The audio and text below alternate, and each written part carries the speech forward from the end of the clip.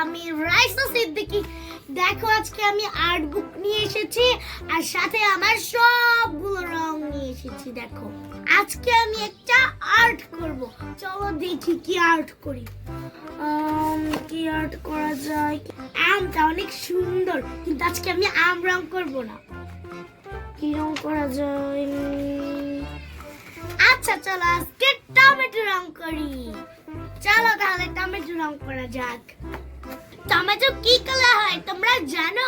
Tomato হয় red কালারের আর পাতা হয় সবুজ কালার। চলো এখন তাড়াতাড়ি করে ফেলি। আগে আমি পাতার রংটা করব। এই জায়গায় গাঢ় সবুজ দেওয়া আছে, এর জন্য আমি গাঢ় সবুজটা বের করব। চলো এখন আগে সাইড দিয়ে রং করা যাক। এখন একটু ভিতর দিয়ে রং করে ফেলি। এই তো পাতা আর্ট করা শেষ। এই যে এখন এই ডান্ডিটা করব। এই তো ডান্ডিটাও করে নিচ্ছি। এই ডান্ডিটা অনেক চিকন, এর জন্য সাবধানে করছি।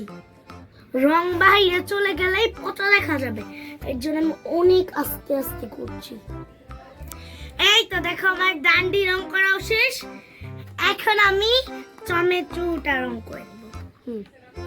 টমেটোর রং করতে লাল রং লাগে, এই যে লাল রংটা নিয়ে নিলাম। এখন আমি তাড়াতাড়ি রং করে ফেলি। এই তো এই দেখো আমি আগে সাইড গুলো করে নিচ্ছি। এই তো দেখো ছবিটার কালারের থেকে আমার কালারটা অনেক সুন্দর হবে। এই তো প্রায় আমার সাইড দিয়ে রং করা হয়ে যাচ্ছে। এই জায়গাটা অনেক চিকন, এই জায়গাটা একটু সাবধানে করি। এই জায়গাটা রং করা অবশেষে শেষ। এখন এই জায়গাটুকু রং করে ফেলি।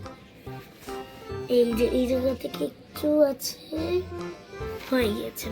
এখন আমি ভেতরটা রং করে নিব। দেখো তাড়াতাড়ি রংটা করে নিচ্ছি। অর্ধেকই কিন্তু আমার টমেটো রং করা শেষ। ঘষে ঘষে রং করছি আমি, কোনো একটা জায়গা খালি রাখা যাবে না, তাহলে কিন্তু টমেটো একদম পচা হয়ে যাবে। দেখো আমার রং করা একদম কমপ্লিট। এই দেখো আমার রংটা কেমন হয়েছে তোমরা কিন্তু বলবা।